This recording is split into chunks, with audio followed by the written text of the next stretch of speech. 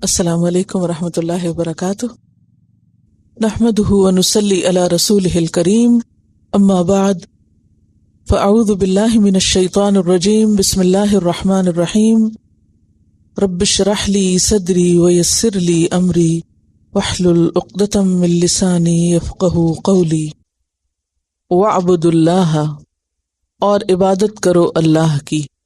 کیا معنی ہے عبادت کا؟ الخضوع والتذلل۔ خضوع کا کیا معنی ہوتا ہے؟ خشوع و خضوع جس کو آپ کہتے ہیں، عاجزی، تواضع۔ واعبدوا اللہ، اور عبادت کرو اللہ کی، یعنی اللہ کے سامنے جھک جاؤ، عاجزی اختیار کرو، اس کے احکامات کو مانو، جن چیزوں کو اس نے کرنے کا حکم دیا ہے ان کو کر لو۔ ولا تشرکوا بہ شیئا، اور اس کے ساتھ کسی چیز کو شریک نہ ٹھہراؤ۔ شرک کیا ہے؟ غیر اللہ کو اللہ کے برابر قرار دینا۔ لکھ لیجئے اتنی ڈیفینیشن، کیونکہ میں دوبارہ پوچھوں گی تو پھر آپ بھولے ہوئے نہ ہوں۔ شرک کیا ہے؟ غیر اللہ کو اللہ کے برابر قرار دینا۔ غیر اللہ میں کون کون شامل ہے؟ سبھی تو شامل ہیں، اللہ کے سوا ہر چیز ہی تو آ جاتی ہے۔ کس کس کو گنیں گے؟ گننے والی چیز ہے یہ؟ گنی جا سکتی نہیں۔ ہاں، کچھ موٹی موٹی چیزیں آپ بتا سکتے ہیں، کہ مثلاً آپ کہہ سکتے ہیں کہ اللہ کے بعد جو مخلوق میں سب سے بڑا مقام ہے وہ انبیاء کا ہے، تو کسی نبی کو شریک کرنا اللہ کے مرتبے میں، اللہ کے حقوق میں، یا پھر کسی نبی کو، کسی ولی کو، کسی بزرگ کو، کسی جن کو یا فرشتے کو، کسی پتھر یا شجر کو، کسی بھی چیز کو، کوئی بھی چیز، خواہ وہ آگ ہو، پانی ہو، ستارے ہوں، سیارے ہوں۔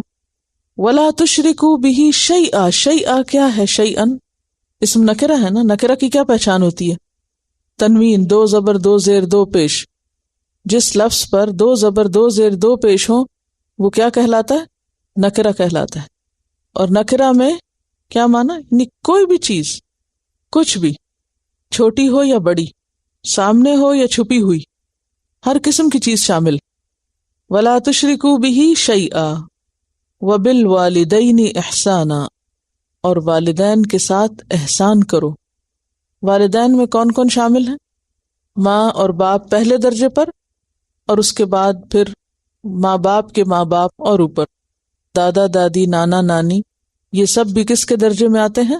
والدین کے درجے میں آتے ہیں، لیکن لازمی طور پر ابتدا میں اپنے والدین جنہوں نے جنم دیا ہو۔ احسان، احسان کرو۔ احسان کا کیا معنی ہے؟ اچھا سلوک۔ اور احسان کس کا اپوزٹ ہے؟ اساءہ کا، یعنی سیئ، سوء، یعنی برائی نہ کرنا۔ اور صرف برائی نہ کرنا نہیں، بلکہ اچھا کرنا، اور اچھے میں بھی صرف حق ادا نہیں کرنا، بلکہ احسان کہتے ہیں حق سے بھی زیادہ دینا۔ تو والدین کے ساتھ احسان کرو، یہ کیا ہے؟ امر ہے نا، حکم دیا جا رہا ہے کہ یہ تمہیں کرنا ہوگا۔ اب آپ دیکھیے، تین چیزیں ہوتی ہیں۔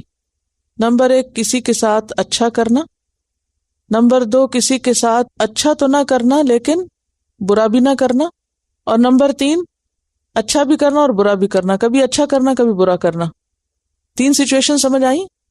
پہلی، کسی کے ساتھ احسان کرنا، اچھا کرنا۔ دوسری، کسی کے ساتھ نہ اچھا کرنا نہ برا کرنا۔ اور تیسرا، کبھی اچھا کبھی برا۔ تو یہاں کیا حکم دیا جا رہا ہے؟ احسان کرنا۔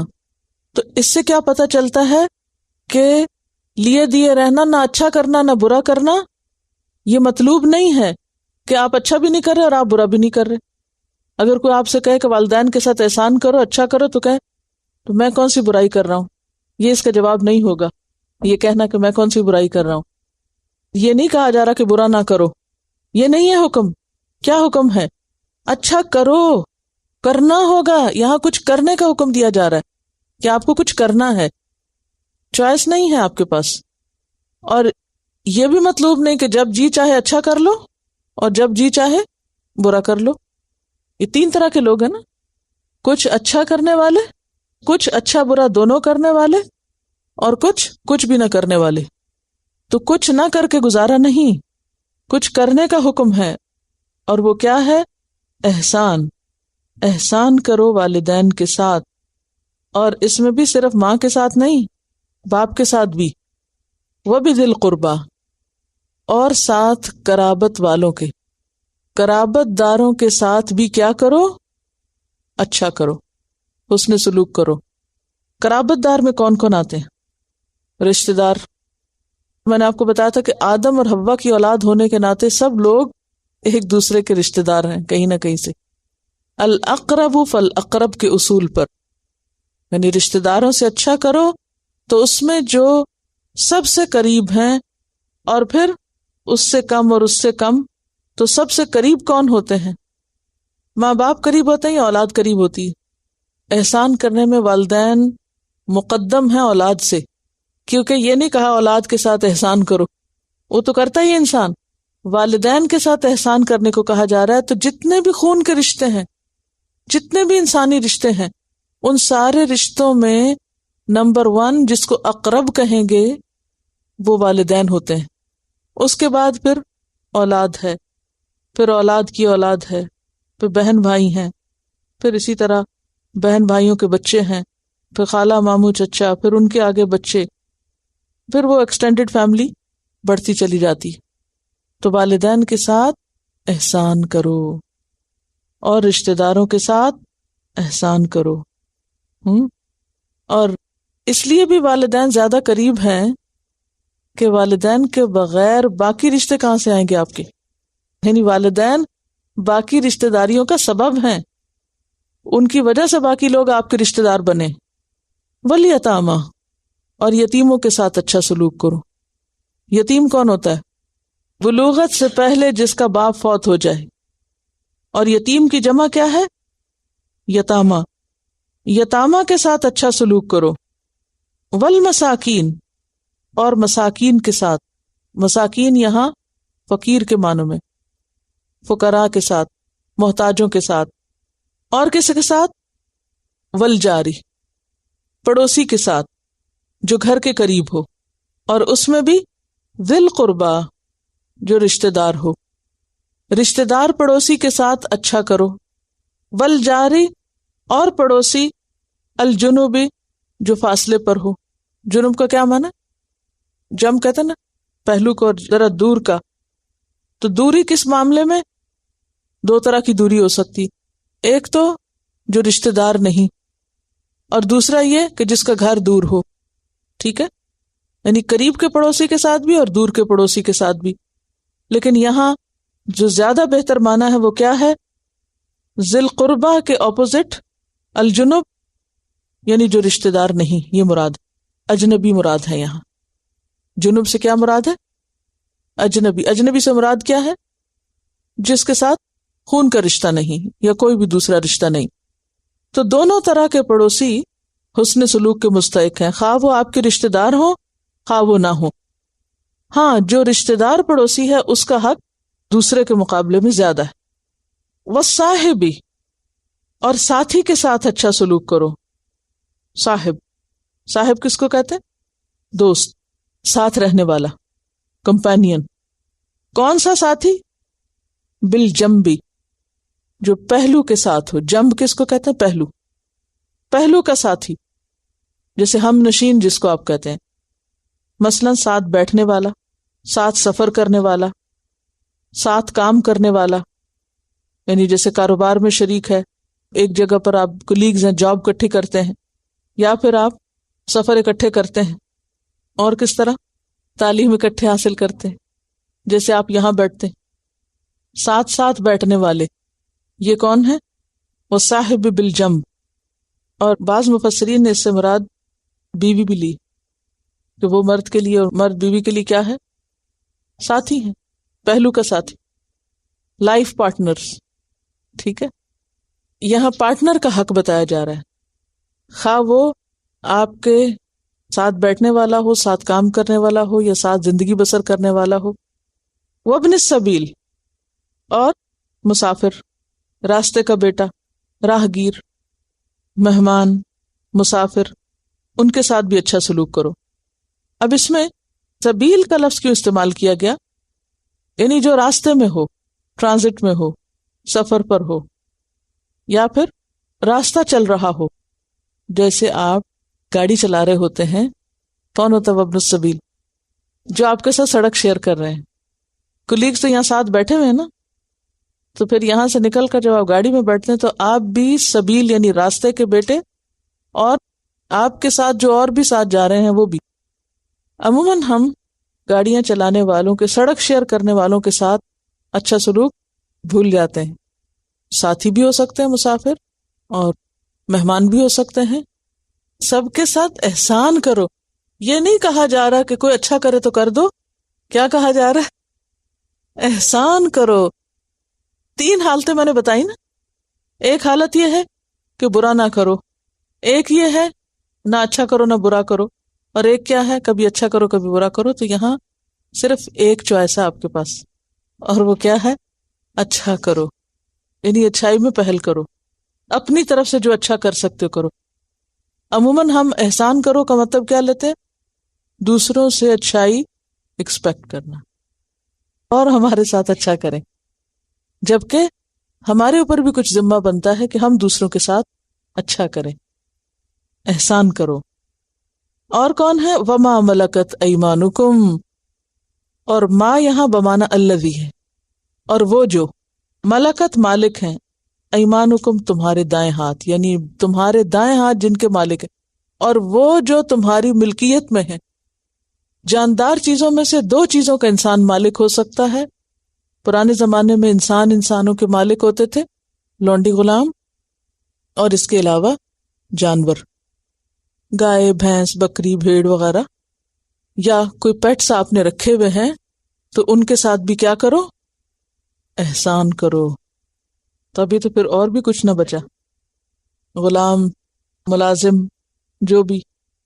اصل ما ملکت ایمانکم میں نوکر وغیرہ اس طرح ڈائریکٹ نہیں آتے کیونکہ ہم ان کے مالک نہیں ہوتے، لیکن کیونکہ آج کے دور میں غلامی نہیں ہے تو جو بھی کوئی خادم وغیرہ ہوں گے وہ سب اس میں شامل. ان اللہ، بے شک اللہ تعالی، لا یحب، نہیں پسند کرتا، نہیں محبت رکھتا، من کانا، جو کوئی ہو، مختالن، خود پسند، فخورا، فخر کرنے والا. اللہ کسی خود پسند، فخر کرنے والے، تکبر کرنے والے شخص کو پسند نہیں کرتا. سوال یہ پیدا ہوتا ہے کہ آیت کا اختتام اس بات پر کیوں ہوا؟ 2 وجوہات ہیں. نمبر 1، عموماً انسان کو اللہ اور بندوں کا حق دینے میں جو چیز رکاوٹ بنتی ہے وہ کیا ہے؟ تکبر، فخر اور غرور. یا پھر جب انسان عبادت کر چکتا ہے، اچھا کر لیتا ہے، تو اینڈ میں کیا ہوتا ہے؟ فخر اور غرور. پھر شیخیاں بگاڑنا شروع کر دیتا ہے، میں نے فلاں کے ساتھ ایسا کیا اور فلاں کام اتنا اچھا کیا. تو اللہ کسی خود پسند متکبر کو پسند نہیں کرتا. اب یہاں پر آپ دیکھیے کہ 10 قسم کے حقوق کا ذکر ہے اس ایک آیت میں. ایک طرف اللہ کا حق ہے اور دوسری طرف غیر اللہ کا حق ہے، اور غیر اللہ میں انسان بھی ہیں اور باقی مخلوق بھی. اللہ کا ایک ہی حق ہے، اور وہ کیا ہے کہ اس کی عبادت کی جائے اور اس کی عبادت میں کسی کو شریک نہ کیا جائے. شرک جو ہے وہ سب سے بڑا ظلم ہے، سب سے بڑا گناہ ہے اللہ کے حق میں، کہ اس کی ربوبیت میں، اس کی الوہیت میں کسی دوسرے کو شریک نہ کیا جائے. اگر آپ غور فرمائیں تو بات یہ ہے کہ جو کچھ بھی ہمیں ملا، چاہے وہ کھانے پینے کی چیزیں ہیں، رزق ہے، مال و متاع ہے، یا ہماری جسمانی صلاحیتیں ہیں، جسمانی قوتیں ہیں، یہ سب کس کی دی ہوئی ہیں؟ ہمارے پاس جو کچھ بھی ہے وہ سب اللہ کا دیا ہوا ہے. لہٰذا ہمارے اوپر حق کیا ہے، لازم کیا ہے کہ ہم کس کو لوٹائیں، وہ کس کو دیں؟ اللہ کو دیں. ہم بھی پھر اسی کے بن جائیں. اور اس کا بننے کے لیے کیا چاہیے؟ عاجزی، تواضع، خضوع، تذلل. اور جس کے اندر عاجزی کی خو آتی ہے اس کے لیے اللہ کی عبادت کچھ بھی مشکل نہیں. وَإِنَّهَا لَكَبِيرَةٌ إِلَّا عَلَى الْخَاشِعِينَ. نماز بڑی بھاری ہے مگر خاشعین پہ کچھ بھی بھاری نہیں. ان کے اندر عاجزی ہے، ان کو نہیں مشکل لگتی نماز. اسی طرح جب انسان یہ سمجھتا ہے کہ میرے پاس کوئی بھی جو چیز ہے، کوئی بھی، مثلاً کیا کیا ہوتا ہے انسان کے پاس؟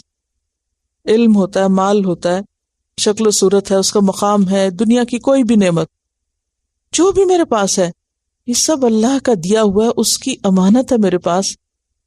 تو یہ احساس انسان کے اندر پھر تکبر نہیں آنے دیتا کہ اپنا تو کچھ ہے ہی نہیں، سب تو ادھارا ہے، سب تو امانت ہے. تو آپ کسی کی لی ہوئی چیز پر کتنا پھول سکتے ہیں، کتنا اترا سکتے ہیں؟ جو چیز آپ کی نہیں تو اس پہ تکبر کس لیے؟ آپ تو اس کے مالک ہی نہیں، جب چاہے مالک لے لے واپس. تو جس کے اندر یہ احساس ہو اس کے اندر انتہا درجے کی عاجزی آتی ہے، پھر وہ اپنے مقابل دوسرے انسانوں کو حقیر نہیں سمجھتا. مثلاً آپ دیکھیے کہ اگر آپ کے پاس مال ہے تو کس نے دیا؟ اللہ نے دیا. اب اگر آپ کو دیا ہے تو اس کا یہ مطلب نہیں کہ جن کے پاس نہیں آپ ان کو کیا سمجھے؟ چھوٹا سمجھے. کیونکہ تکبر نام ہی اسی چیز کا ہے نا، بطر الحق، حق کا انکار کرنا، اور غمت الناس، اور لوگوں کو چھوٹا سمجھنا، لک ڈاؤن کرنا انہیں. تو جو کچھ ہمارے پاس ہے وہ اللہ کا ہے، اور جب انسان ہر چیز کو اللہ کی امانت سمجھتا ہے تو انسان کے اندر حقیقی معنوں میں عاجزی آتی ہے. جب انسان کے اندر سے عاجزی آ جاتی ہے نا، تو پھر نہ وہ مختال ہوتا ہے نہ فخور ہوتا ہے، پھر اس کے اندر عاجزی جھلکنے لگتی ہے. مختال کون ہوتا ہے؟ جو خود پسند ہو. مختال کا تعلق انسان کی سوچ سے ہوتا ہے. مختال کا لفظ خیل سے نکلا ہے. خیل کہتے ہیں گھوڑے کو. گھوڑا جب چلتا ہے تو آپ نے دیکھا ہوگا اس کی چال میں ایک تبختر ہوتا ہے. تو اسی طرح جس انسان کے دماغ میں یہ خیال سما جائے کہ میں بہت چیز ہوں، تو قدرتی طور پر کیا ہوتا ہے؟ پھر اس کے رویے میں جھلکنے لگتا ہے. اور رویے میں جھلکنا کیا ہوتا ہے؟ فخور، پھٹ پڑنا، فخر. اب دیکھیے کہ اظہار نعمت تو جائز ہے، پسندیدہ ہے کہ آپ اللہ کی نعمتوں کا تذکرہ کریں کہ اللہ نے آپ کو یہ عنایت کیا ہے، وہ نوازا ہے. لیکن ان چیزوں کی بنا پر خود کو دوسروں سے اچھا سمجھنا شروع کر دیں، اور دوسروں سے نفرت شروع کر دیں، اور دوسروں کو حقیر سمجھنے لگے، اور اپنی بڑائیاں بیان کرنا شروع کریں، یہ چیز ناپسندیدہ ہے. ایسے لوگوں سے اللہ محبت نہیں رکھتا. پیچھے آپ نے کچھ صفات ایسی پڑھی کہ ان صفات کے حاملین سے اللہ محبت رکھتا ہے، اور یہاں کیا پڑھ رہے ہیں کہ کچھ لوگوں سے اللہ محبت نہیں رکھتا. محبت کسی سے بھی کس بنا پہ ہوتی؟ اس کے اندر کوئی خوبی ہوتی. اور کسی سے عموماً نفرت کب ہوتی؟ جب اس کے اندر کوئی خوبی نہیں ہوتی، کوئی خو نہیں، کوئی اچھائی نہیں، کوئی قابلیت نہیں، کچھ نہیں. تو ایسے لوگ جن کے اندر تکبر ہے، خود کو بڑی چیز سمجھتے ہیں، اپنے آپ کو بڑا افضل سمجھتے ہیں، خود پسند ہیں، ایسے لوگ پھر اللہ کی نظر میں کوئی مقام نہیں رکھتے. یعنی کوئی بھی خود پسند شخص اللہ کی نظر میں کوئی مقام نہیں رکھتا. اب آپ خود سوچئے کہ اس شخص کی بدقسمتی کا کیا ٹھکانہ جس کا اللہ کی نگاہ میں کوئی مقام نہ ہو. اسی لیے وہ حدیث میں آتا ہے نا، لا يدخل الجنت من کان فی قلبہ مثقال ذرۃ من کبر. وہ شخص جنت میں نہیں جائے گا جس کے دل میں رائی کے دانے برابر بھی کبر ہو. تو ایک شخص نے کہا کہ انسان کا دل چاہتا ہے اس کا لباس اچھا ہو، اس کا جوتا اچھا ہو، تو کیا یہ بھی کبر ہے؟ تو آپ نے فرمایا نہیں، ان اللہ جمیل یحب الجمال. اللہ خوبصورت ہے، خوبصورتی کو پسند کرتا ہے. کبر کیا ہے؟ بطر الحق وغمت الناس، حق کا انکار اور لوگوں کو حقیر سمجھنا. یعنی جب تک آپ یہ چاہتے ہیں کہ آپ کی چیزیں اچھی ہوں، اور آپ کے دل میں یہ نہیں کہ آپ دوسروں کے مقابلے میں نمایاں نظر آئیں اور زیادہ اچھے نظر آئیں، تو کوئی حرج نہیں، اچھی سے اچھی چیز آپ اختیار کر سکتے ہیں. لیکن اگر نیت اور ارادہ یہ ہو کہ آپ دوسروں سے آگے بڑھ چڑھ جائیں اور دوسرے پیچھے چھوڑ دیے جائیں، تو یہ چیز ناپسندیدہ ہے. اب آپ دیکھیے کہ اس دنیا میں اللہ نے کسی کو زیادہ اور کسی کو کم کیوں دے رکھا ہے؟ اس کی کیا وجہ ہے؟ کسی کے پاس ایک چیز زیادہ ہے، کسی کے پاس دوسری چیز زیادہ ہے، کسی کے پاس علم زیادہ ہے، کسی کے پاس مال زیادہ ہے، کسی کے پاس حسن بہت ہے، کسی کے پاس کچھ اور خوبی ہے. یہ فرق ہے یا نہیں؟ پیچھے بھی آپ کو میں نے بتایا تھا وَلَا تَتَمَنَّوْا مَا فَضَّلَ اللَّهُ بِهِ بَعْضَكُمْ عَلَى بَعْضٍ، اور پھر لِلرِّجَالِ نَصِيبٌ مِّمَّا اكْتَسَبُوا وَلِلنِّسَاءِ نَصِيبٌ مِّمَّا اكْتَسَبْنَ، اور پیچھے کی آیت میں ہم نے الرِّجَالُ قَوَّامُونَ عَلَى النِّسَاءِ تو اللہ نے کسی کو بڑا بنایا، کسی کو اس کے مقابلے میں کم طاقت دی. آئنسٹائن کو اس نے ذہنی قوت دی اور اس کے مقابلے میں محمد علی کلے کو جسمانی قوت دی. اب اگر ان دونوں کا مقابلہ کریں باکسنگ کا تو کیا ہوگا؟ آئنسٹائن نہیں جیت سکتا وہاں. تو اب آپ کہیں کہ ایک کو افضل قرار دیں دوسرے کے مقابلے میں، اگر اس بنیاد پر آپ ایک کو دوسرے پر فضیلت دیں تو اس فضیلت میں کیا بڑائی ہے؟ تو دنیا میں عموماً کیا ہے، ایک شخص کے پاس ایک خوبی ہے، دوسرے کے پاس دوسری ہے، بات تو برابر ہے، لیکن عموماً لوگ اس بیلنس کو نہیں دیکھتے. کس کو دیکھتے ہیں؟ اپنے برابر کی چیز کو دیکھتے ہیں. میرے پاس مال ہے، اس کے پاس نہیں، لہٰذا یہ مجھ سے کم ہے، یہ حقیر ہے، اور دوسری خوبیوں کو بھول جاتے ہیں. تو پہلی بات تو یہ ہے کہ اللہ نے خود یہ فرق رکھا ہے، اور یہ فرق ہے دنیا میں. کسی کو ایک چیز زیادہ دے کر آزمایا گیا اور کسی کو دوسری چیز زیادہ دے کر آزمایا گیا ہے. It is there. آپ اس کو ختم نہیں کر سکتے، کسی بھی طرح یہ ختم نہیں ہو سکتا. یہ فطرت کے خلاف ہے کہ آپ اس فرق کو ختم کریں. لوگوں نے کوششیں کی ہیں ایسے ختم کرنے کی، لیکن ہو نہیں سکا، ممکن نہیں ہے. لیکن سوال میرا یہ ہے آپ سے کہ اللہ نے فرق رکھا کیوں ہے؟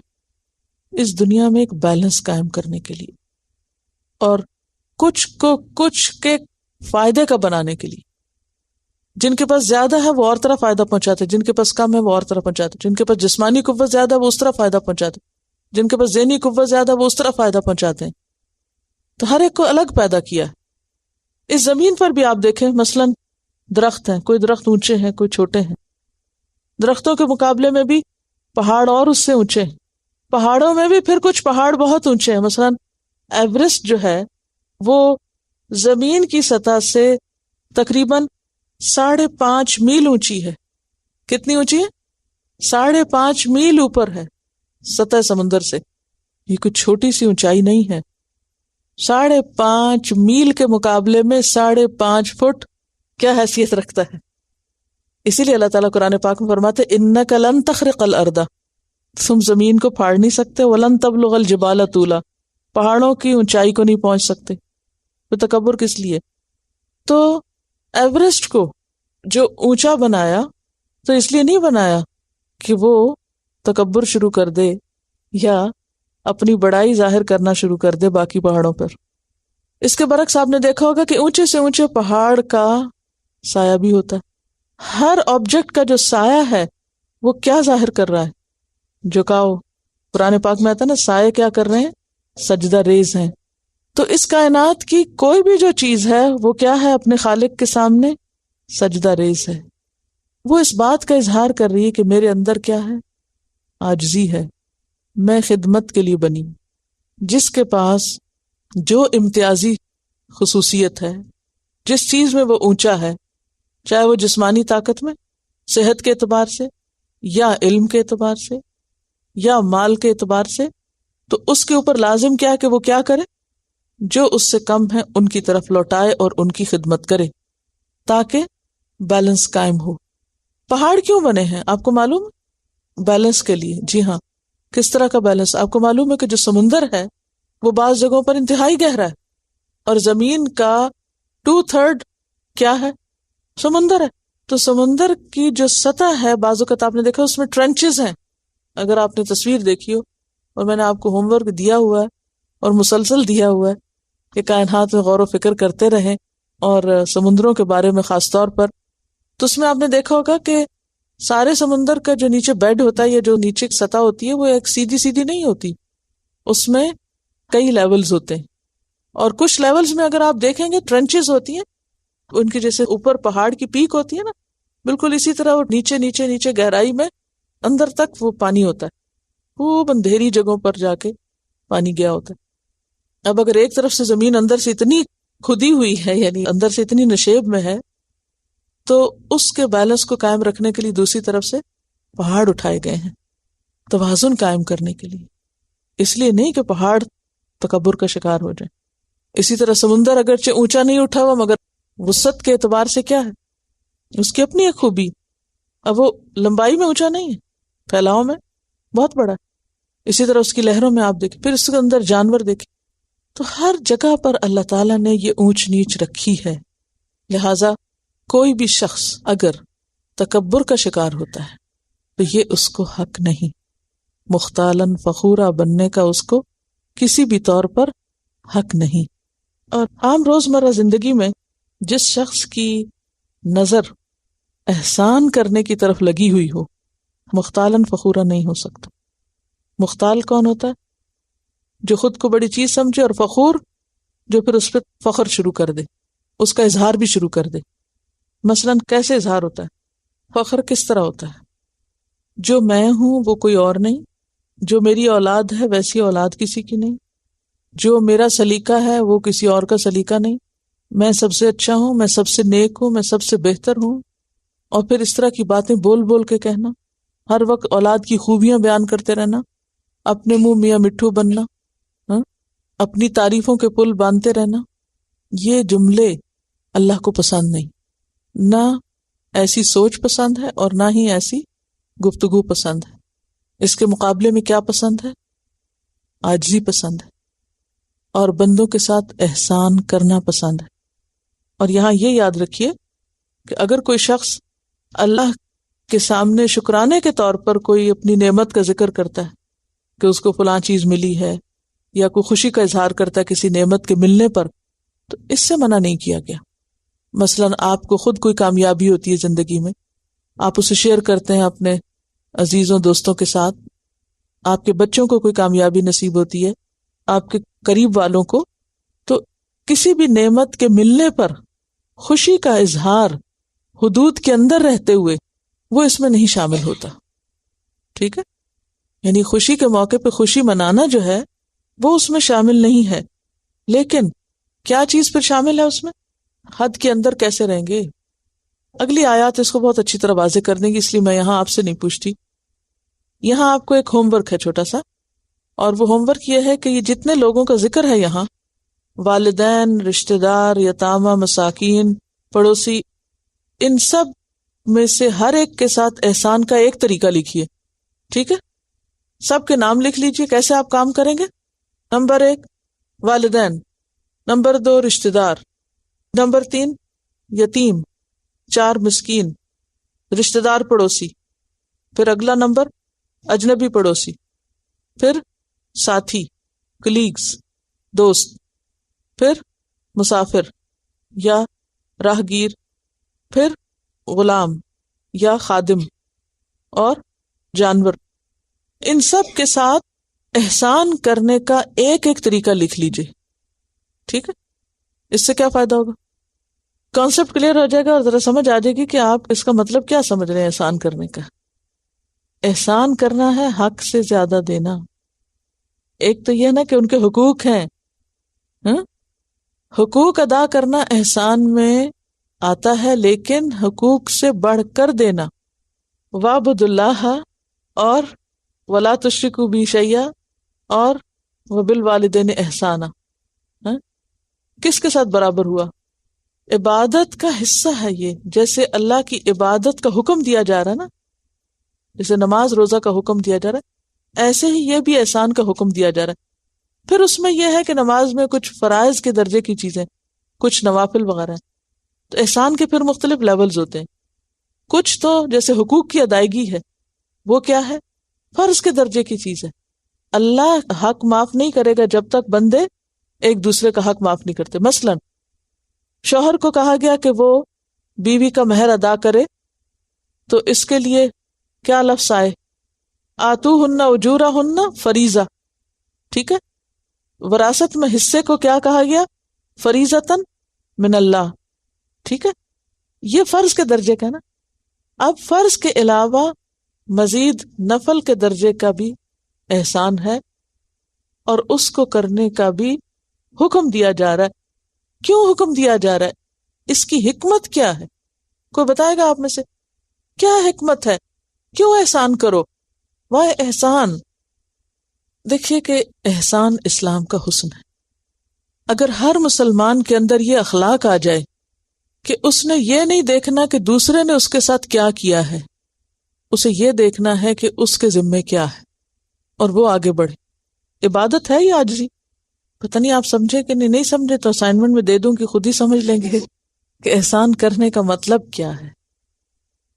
احسان تعلقات میں خوبصورتی پیدا کرتا ہے، زندگی کو خوشگوار بناتا ہے.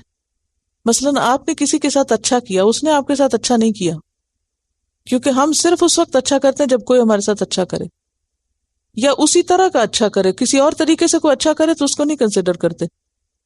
دیکھیں نا، ہر ایک انسان فرق ہے نا، اس کی لمیٹیشنز ہیں. کسی کے پاس اگر اللہ نے مال دے رکھا ہے تو وہ احسان کس طریقے پہ کرے گا؟ مال خرچ کر کے. کسی کے پاس اگر علم ہے تو وہ احسان کس طرح کرے گا؟ دوسروں کو کچھ سکھا کے. کسی کے پاس جسمانی قوت اور صحت ہے، نہ علم ہے نہ مال ہے، وہ کس طرح احسان کرے گا؟ کسی کی خدمت کر کے. درجے یا طریقے فرق ہو جائیں گے نا. تو ہر ایک سے مطالبہ کیا ہے؟ کس احسان کا مطالبہ ہے؟ کس سے احسان ہو کس میں سکتا ہے؟ وہ اسی چیز میں ہوگا نا جو آپ کے پاس ہے. جو آپ کے پاس ہے ہی نہیں تو آپ دوسرے کو کیسے دیں گے؟ ٹھیک ہے نا. تو پھر طریقے بھی مختلف ہو جائیں گے. مثلاً ایک خادم کے ساتھ احسان اور والدین کے ساتھ احسان میں فرق ہوگا. ایک جانور کے ساتھ احسان اور ایک انسان کے ساتھ احسان میں فرق ہوگا.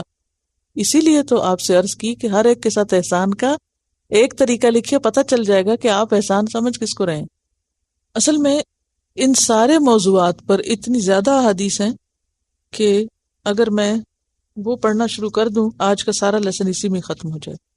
الذین مختالن فخورا کون ہے؟ وہ لوگ ہیں یبخلون جو بخل کرتے ہیں. بخل کیا ہوتا ہے؟ بخل کی ڈیفینیشن کیا ہے؟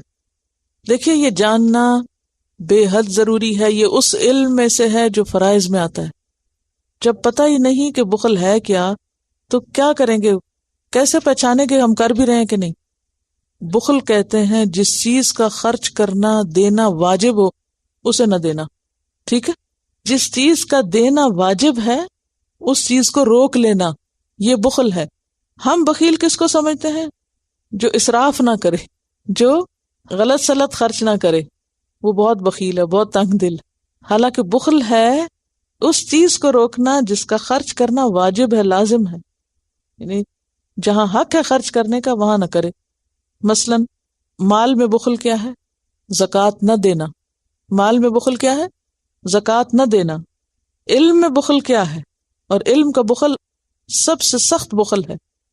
بنی اسرائیل کے حال پیچھے آپ نے پڑھا تھا نا کہ اللہ نے ان سے پکا وعدہ لیا تھا، لَتُبَيِّنُنَّهُ لِلنَّاسِ وَلَا تَكْتُمُونَهُ، کہ اس کو لوگوں کے لیے ضرور بیان کرو گے اور اس کو چھپاؤ گے نہیں، علم نہیں چھپاؤ گے.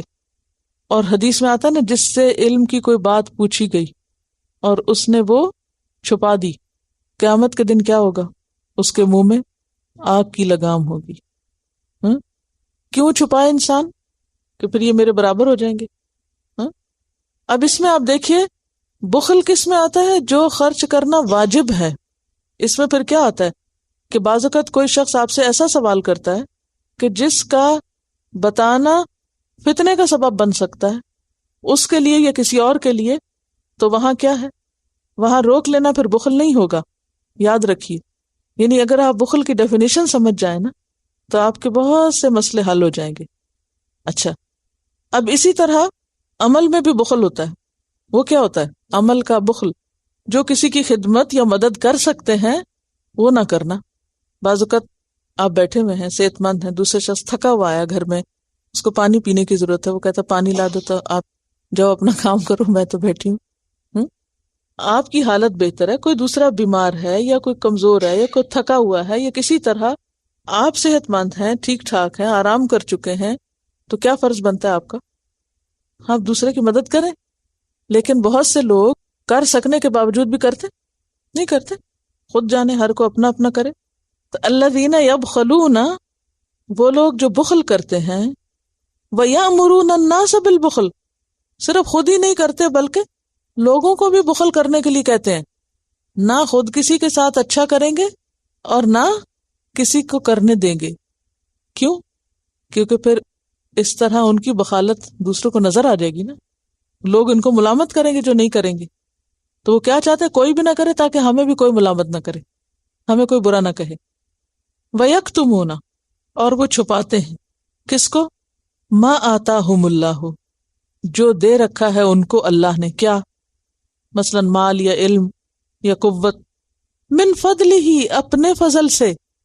تو اس سے کیا پتہ چلتا ہے کہ اللہ نے بندوں کو جو دے رکھا ہے وہ دراصل کیا ہے؟ اللہ کا فضل ہے بندوں پر، حق نہیں ہے ہمارا کہ ہم ڈیمانڈ کریں کہ یہ ہمارے پہ ضرور ہونا چاہیے. یعنی یہ سب کچھ دراصل اللہ کی نعمت ہے. وَآتَدْنَا، اور تیار کر رکھا ہے، ہم نے کر کے رکھا ہوا ہے، یعنی جنت دوزخ پہلے سے موجود ہے. للکافرین، کافروں کے لیے کیا؟ عذاب مہینہ، عذاب رسوا کرنے والا. کافر کون ہوتے ہیں؟ کافر انکار کرنے والے، اللہ رسول کو نہ ماننے والے یا اللہ رسول کی بات نہ ماننے والے. کفر اکبر اور کفر اصغر شروع میں آپ کو بتایا تھا. کفر پھر قولی بھی ہوتا ہے، فعلی بھی ہوتا ہے. قول کا کفر بھی ہوتا ہے اور فعل کا بھی ہوتا ہے. یہاں کون سا کفر مراد ہے؟ فعلی. جی ہاں.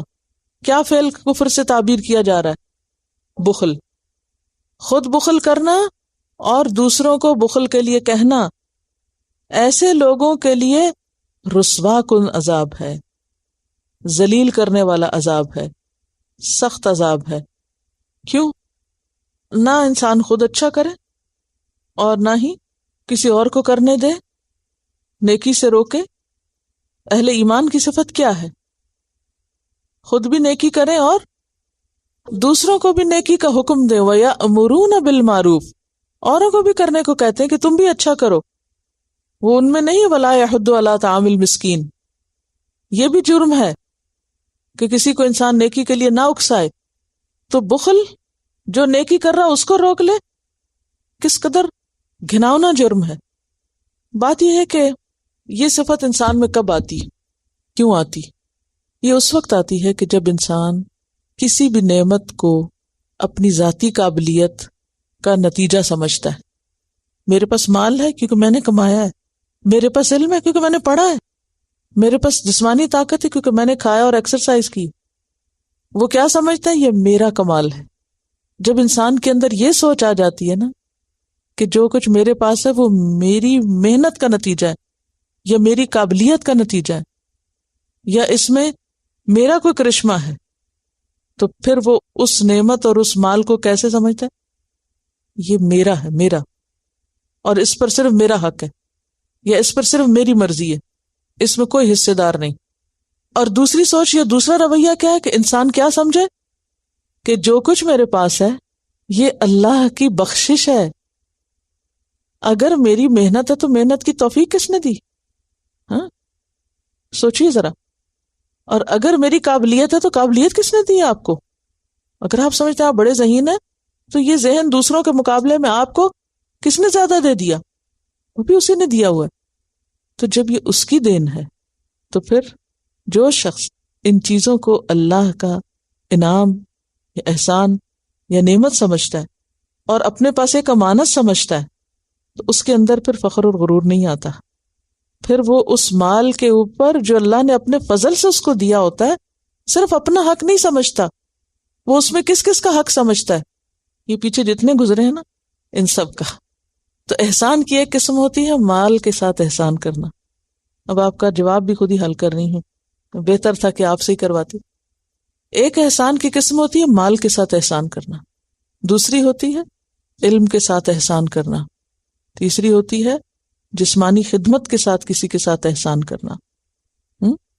تو مختالن فخورا بخل کرتے ہیں کیونکہ وہ اپنی بڑائی سمجھتے ہیں نا، یعنی کہ اپنے آپ کو بڑی چیز سمجھتے ہیں، لہٰذا اپنے آپ کو ہی بڑھانے میں، نمایاں کرنے میں، اوپر لانے میں وہ یہ سب چیزیں استعمال کرتے رہتے ہیں. وہ مال خرچ کریں گے لیکن کب کریں گے؟ جب ان کی شہرت اور نام و نمود کی بات ہو وہاں تو کریں گے، اور جہاں ان کی شہرت نہ ہو وہاں نہیں خرچ کریں گے. سمجھ رہے؟ تھوڑی سی گہری بات ہے نا، کیونکہ ان آیات کے اندر اتر کے ان کا لنک سمجھنا بہت ضروری ہے کہ اللہ تعالیٰ مختالن فخورا کی صفت بتا رہے ہیں کہ وہ بخل کرتے ہیں اور لوگوں کو بھی بخل کرنے کا حکم دیتے ہیں. تو ایسا کیوں ہوتا ہے اور کب ہوتا ہے؟ جب انسان مال کو اپنی قابلیت کا نتیجہ سمجھتا ہے، اللہ کی بخشش نہیں سمجھتا. اسی لیے یہاں آپ دیکھیے خاص طور پہ کہا ہوا یکتمون ما آتاہم اللہ من فضلہ، اللہ نے اپنے فضل سے جو کچھ دے رکھا ہے اس کو چھپا رہے ہیں۔ اللہ تعالیٰ کیا چاہتا ہے؟ حدیث میں آتا ہے، ترمذی کی روایت ہے، ان اللہ یحب ان یرا اثر نعمتہ علی عبدہ، اللہ چاہتا ہے کہ بندے پر اس کی دی ہوئی نعمت کا اثر نظر آئے۔ اور جہاں تک بخل کا تعلق ہے تو آیت 180 آل عمران پڑھ چکے ہیں آپ، ولا يحسبن الذين يبخلون بما آتاهم الله من فضله هو خير لهم بل هو شر لهم سيطوقون ما بخلوا به يوم القيامة، کہ ایسے بخل کرنے والوں کو قیامت کے دن کیا کیا جائے گا؟ طوق پہنائے جائیں گے۔ اور اسی طرح علم میں بخل کرنے والوں کو بھی کیا سزا بتائے گی پیچھے؟ سورۃ البقرہ کی وہ آیت یاد ہے آپ کو جس میں علم میں بخل کرنے والوں کی سزا بتائی گئی تھی؟ اور حدیث تو میں نے ابھی آپ کو کوٹ کی، وہ بنی اسرائیل کا جو واقعہ ہے نا، اسی میں اللہ نے ان پہ لعنت کی، اور لعنت کی ان پر لعنت کرنے والوں نے، ایسے لوگوں پہ لعنت ہے اللہ کی۔ کس پہ؟ جو علم میں بخل کرتے ہیں۔ اور اسی طرح آپ صلی اللہ علیہ وسلم نے اس شخص کو بخیل قرار دیا جو آپ کا نام آئے اور وہ درود نہ پڑھے، صلی اللہ علیہ وسلم نہ پڑھے۔ تو یہ بھی کس میں بخل ہے؟ عمل میں بخل ہے، عمل میں بخل کہ ایک نیکی کمانے کا وقت ہے اور وہ بیٹھا ہے چپ کر کے۔ پھر اس کے بعد آپ دیکھیے کہ ہم نے کافروں کے لیے خوار کرنے والا، رسوا کرنے والا، اور کافروں سے مراد یہ سب لوگ ہیں جو یبخلون اور یکتمون کرتے ہیں اور یأمرون الناس بالبخل کا عمل کرتے ہیں۔ تو اس سے پتہ چلتا ہے کہ اللہ کے فضل کو چھپانا اور اس میں بخل کرنا اور بخل کا حکم دینا شدید ترین جرائم میں سے ہے، جس پر انسان کو سخت سزا کا سامنا کرنا ہوگا۔ والذین، اور وہ لوگ بھی مختالاً فخورا ہیں، ينفقون اموالهم، جو اپنے مال خرچ کرتے ہیں اور پھر وہ مختالاً فخورا ہے، ہاں، ریا الناس، لوگوں کو دکھانے کے لیے، تاکہ لوگ دیکھیں، خوش ہوں اور تعریف کریں۔ تو پھر مقصد پیچھے کیا ہے؟ سیلف پریز، ذات کی بڑائی مقصود ہے نا، وہاں خرچ کرتے ہیں۔ ولا یؤمنون باللہ ولا بالیوم الآخر، ایسے لوگ نہ اللہ پر ایمان رکھتے ہیں اور نہ آخرت کے دن پر۔ اللہ پر ایمان لانے میں کیا کیا چیزیں شامل ہیں؟ اللہ کے وجود پر ایمان لانا کہ اللہ موجود ہے، اللہ کی ربوبیت پر کہ وہ رب ہے، اس کی الوہیت پر کہ وہ الہ ہے، اس کے اسماء اور صفات پر، تو یہ ایمان میں سب چیزیں شامل ہیں۔ ایسے لوگ اللہ پر ایمان ہی نہیں رکھتے، ولا بالیوم الآخر، اور نہ آخرت پر ایمان رکھتے۔ اگر ان کا اللہ پر ایمان ہوتا تو وہ کبھی بھی بخل نہ کرتے اور کبھی ریاکاری نہ کرتے، اور اگر آخرت میں جزا ملنے کی توقع ہوتی تو وہ ان گھٹیا صفات کو اپنے سے دور کر دیتے۔ تو اس سے یہ پتہ چل رہا ہے کہ دکھاوا کرنے والے کا دراصل ایمان کمزور ہوتا ہے، ریاکاری دراصل ایمان کی کمزوری سے وجود میں آتی۔ تو اس سے ایک اور بات یہ بھی پتہ چل رہی ہے کہ جو شخص درست کام نہیں کرتا وہ پھر غلط کام میں لازم مبتلا ہو جاتا ہے۔ اسی لیے صرف یہ نہیں کہا کہ والدین کے ساتھ برا نہ کرو، یہ بھی تو کہا جا سکتا تھا نا، فلاں فلاں کے ساتھ برا نہ کرو۔ کیا کہا؟ اچھا کرو، کیونکہ اگر اچھا نہیں کرو گے تو گر کے کہاں آ پڑو گے؟ برائی میں آپ گرو گے، کیونکہ یہاں بخیل اللہ کا حق نہیں دیتے تو مال تو بچ جاتا ہے، اب وہ مال تو خرچ ہونا ہے، جب صحیح جگہ نہیں خرچ ہوا تو کہاں خرچ ہوگا؟ غلط جگہ لازماً ہوگا۔ اسی طرح جو شخص اپنی انرجی، اپنی طاقت، اپنی عقل، سوچ صحیح کاموں میں نہیں لگاتا، وہ کہاں لگتی ہیں عام طور پر؟ اللہ نے آپ کو اگر بہت اچھا ذہن دیا، کوئی مفید کام اس سے آپ نہیں لے رہے تو نتیجہ کیا ہوگا؟ تخریب کاری۔ آج دنیا میں جو تخریب کاری اور ٹیررزم کا اتنا شور ہے، اس کی بنیادی وجہ یہی ہے کہ جب آپ کے پاس کوئی صحیح کام کرنے کو نہیں، صحیح سوچ نہیں، تو پھر آپ کیا کریں؟ فساد کریں، تخریب کریں، خرابی کریں۔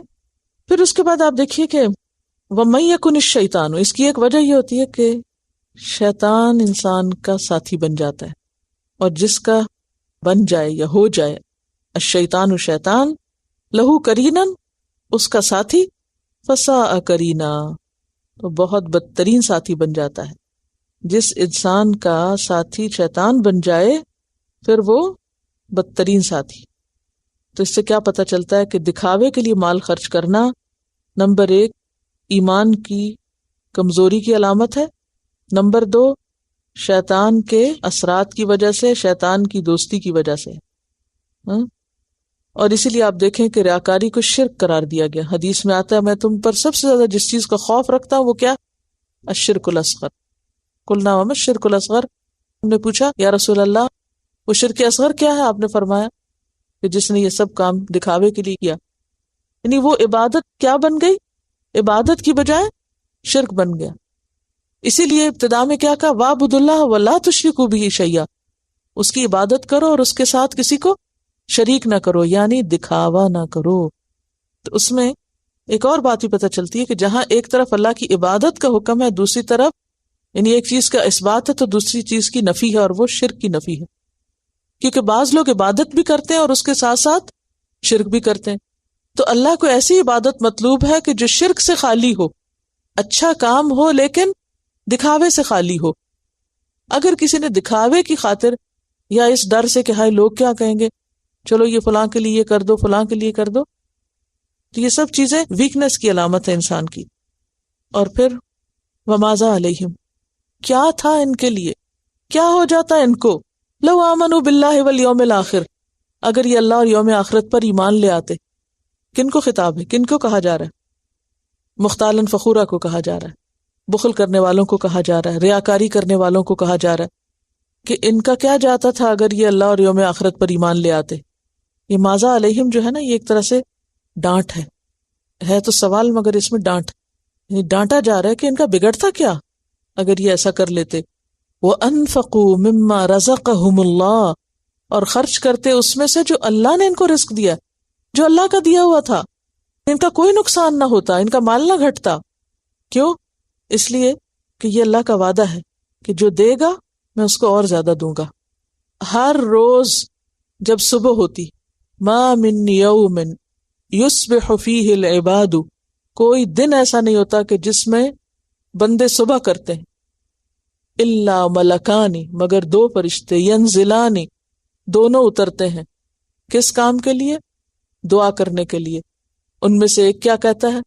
اللہم آت منفقا خلفا، اے اللہ دینے والے کو اور دے. اور دوسرا کیا کہتا ہے؟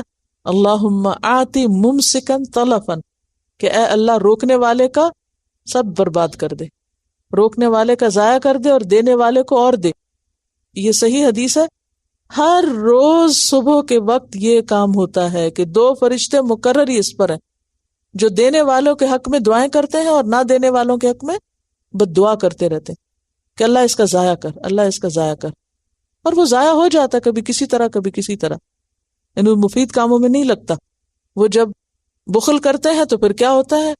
ریاکاری میں صرف ہوتا ہے. اچھا ہمارے ہاں چونکہ کانسیپٹ کلیئر نہیں، اس لیے بہت سے لوگ جو ریاکاری اور اسراف کے ساتھ خرچ کر رہے ہوتے ہیں، اپنی سیلف پروجیکشن مقصود ہوتی ہے تو لوگ کہتے ہیں بڑے سخی ہیں. حالانکہ ان کی سخاوت انسانوں کے فائدے کے لیے نہیں ہوتی. کس مقصد کے لیے ہوتی ہے؟ صرف سیلف پروجیکشن کے لیے ہوتی، ذات کو نمایاں کرنے کے لیے ہوتی. تو وہ لوگوں کی نظر میں تو بڑے اچھے بن جائیں گے. اور یہ کہاں سے پتہ چلتا ہے کہ وہ صرف اس جگہ خرچ کرتے ہیں جہاں ناموری ملتی ہو، اور جہاں کوئی دیکھنے والا نہ ہو، اور جہاں کوئی تعریف کرنے والا نہ ہو، جہاں کوئی جواب میں واپس لوٹانے والا نہ ہو. تو وہاں سارا احسان اور ساری خیر خیرات بند ہو جاتی، وہاں کچھ بھی نہیں وہ خرچ کرتے. فرمایا وَكَانَ اللَّهُ بِهِمْ عَلِيمًا، اور ہے اللہ خوب جاننے والا.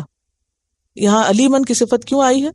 ان کی نیت کا حال اللہ کو معلوم ہے کہ وہ کس مقصد کے لیے خرچ کر رہے ہیں، کس ارادے سے خرچ کر رہے ہیں.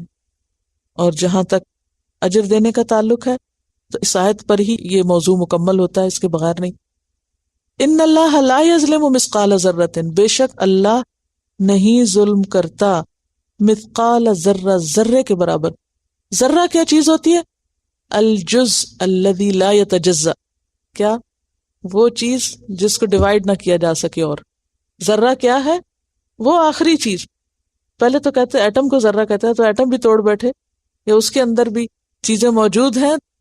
عربی زبان کی وسعت آپ دیکھیے ذرا، سینکڑوں سالوں سے اس کی ڈکشنری میں تعریف یہی ہے کہ الجزء الذی لا یتجزأ. ہمارے ہاں کیا تھا؟ سب سے چھوٹی چیز. اب وہ سب سے چھوٹی بھی ٹوٹ کے پھر تجزا ہو گئی نا. لیکن عربی میں ذرہ کیا ہے؟ الذی لا یتجزأ، جو ٹوٹتی نہیں. تو آٹومیٹیکلی ایٹم سے بھی چھوٹی چیز ہو گئی. اینی ہاؤ اتنی ڈیٹیل میں اس لیے جاتی ہوں تاکہ آپ کو قرآن کی لذت محسوس ہو. ان اللہ لا یظلم مثقال ذرۃ، اللہ ذرے جتنا بھی، مثقال کہتے ہیں ثقل کو، ثقل کہتے ہیں بوجھ، وزن، چیز، اللہ ذرے برابر بھی کسی پہ ظلم نہیں کرتا. ذرے جتنا بھی ظلم نہیں کرتا، اتنا بھی ظلم نہیں اللہ کے ہاں. وہ ان تکو، اور اگر ہو وہ کون ذرہ، حسنۃ نیکی کا، ذرہ برابر بھی کسی کی نیکی ہے، یضاعفھا، تو وہ اس کو ذرہ نہیں چھوڑتا، وہ ملٹی پلائی ہونے لگتا ہے، بڑھنے لگتا ہے، اور بڑھتے بڑھتے بہت بڑا ہو جاتا ہے. اس کو اتنا بڑھا دیتا ہے کہ وہ ذرہ پہاڑ بن جاتا ہے. وَيُؤْتِ، اور صرف وہ ذرے کا بدلہ ہی نہیں دیتا، یؤتی دیتا مِن لَدُنْهُ، اپنے پاس سے، اجرًا عظیما، اجر عظیم، بہت بڑا اجر. پھر بھی اگر کوئی نیکی نہ کرے، احسان نہ کرے، تو وہ اپنی جان پہ خود ظلم کرنے والا ہے. اللہ ظلم کرنے والا نہیں. آپ کے چھوٹے سے چھوٹے جیسچر، ایکشن، ارادے، نیت، سوچ، خیال، ان سب چیزوں کو وہ ریکارڈ کر رہا ہے اور ان سب چیزوں پر آپ کو نوازنے والا ہے. اگر وہ اچھی ہے، وہ ان تک حسنۃ یضاعفھا ویؤت من لدنہ اجرا عظیما. اور کتنا بڑھاتا ہے؟ کم از کم کیا ریشو ہے؟ 1:10 کا. یہ منیمم ہے، منیمم سب سے کم جو بڑھانے کی مقدار ہے وہ 1 اور 10 کی ہے. سورۃ الانعام آیت 160، من جاء بالحسنۃ فلہ 10 امثالھا. اور پھر 700 کا ذکر البقرہ 261 میں آپ پڑھ چکے ہیں. مثل الذین ينفقون اموالهم فی سبیل اللہ کمثل حبۃ انبتت 7 سنابل، کہ وہ لوگ جو اپنے مال اللہ کے راستے میں خرچ کرتے ہیں، ان کے مال کے خرچ کرنے کی مثال ایک دانے جتنی ہے جس میں سے 7 بالیں نکلیں. اور پھر ایک حدیث میں آتا ہے، صحیح مسلم کی حدیث ہے، اللہ کسی مومن پہ ظلم نہیں کرتا اس کی نیکی کے معاملے میں، اس کو دنیا میں بھی اس کا بدلہ دیتا اور آخرت میں بھی. یہ بڑھانا ہے کیا؟ یہاں بھی دیتا وہاں بھی. اور کافر، اس کو اللہ تعالیٰ بس دنیا میں دیتا ہے اور آخرت میں نہیں دیتا، کیونکہ اس نے آخرت کے لیے کیا نہیں ہوتا نا. سورۃ طٰہٰ آیت 112 میں آتا ہے، وَمَنْ يَعْمَلْ مِنَ الصَّالِحَاتِ وَهُوَ مُؤْمِنٌ فَلَا يَخَافُ ظُلْمًا وَلَا هَضْمًا، کہ جو نیک کام کرے گا اس شرط کے ساتھ کہ وہ مومن ہو تو اس کو کسی قسم کے ظلم اور زیادتی کا خوف نہ ہوگا. تو خلاصہ کیا ہے اس ساری گفتگو کا جو آج آپ نے پڑھی؟ احسان، سب کے ساتھ احسان، سب کے ساتھ اچھا. کوئی ہمارے لیے اچھا سوچے یا نہ سوچے، کوئی ہمارے لیے اچھا کرے یا نہ کرے، کوئی ہمارے اچھے کو مانے یا نہ مانے. بعض اوقات ایسا ہوتا ہے آپ دوسروں کے ساتھ احسان کر رہے ہوتے ہیں، دوسرے اس کو مانتے بھی نہیں، سمجھتے ہی نہیں، تو اس پر آپ احسان چھوڑ نہیں دیں گے، آپ احسان کرتے چلے جائیں گے، کیونکہ اس کا بدلہ آپ کو اللہ دینے والا ہے. اختتام اس پہ ہو رہا ہے کہ ذرے جتنی چیز بھی اگر آپ نے کر لی نیکی کی، حسنہ کس سے ہے؟ حسن سے. ایک ہی روٹ ہے احسان اور حسنہ کا. احسان حسنہ ہے، جو حسنہ کر لے گا، ذرے برابر بھی کر گیا، اس پر ظلم نہ ہوگا. وآخر